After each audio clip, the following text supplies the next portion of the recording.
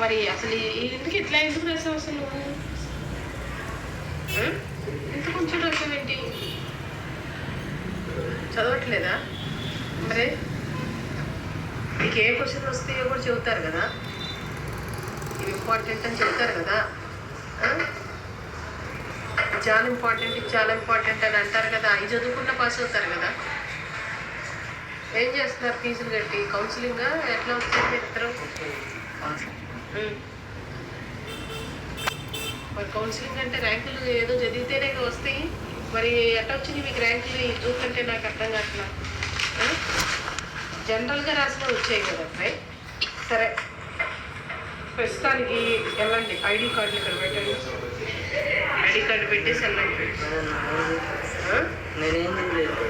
సరే, అదే చెప్తున్నానులే.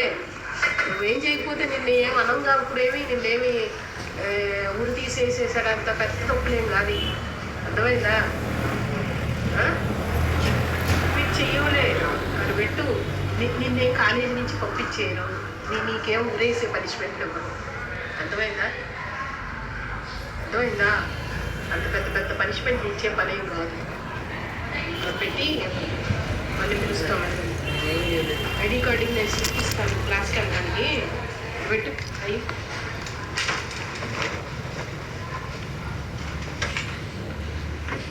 నెంబరు 56 ఒకడు, ఇంకొకటి నెంబర్ ఎంత?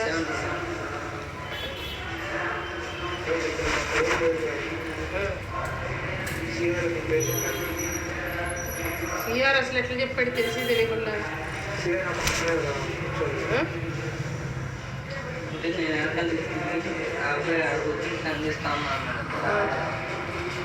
నేను రాశాను అనుకుంటున్నాను. ఐడి కార్డు పెట్టేసి వెళ్ళండి. నేనేం మరి కౌన్సిలింగ్ అంటే ర్యాంకులు ఏదో చదివితేనే వస్తాయి.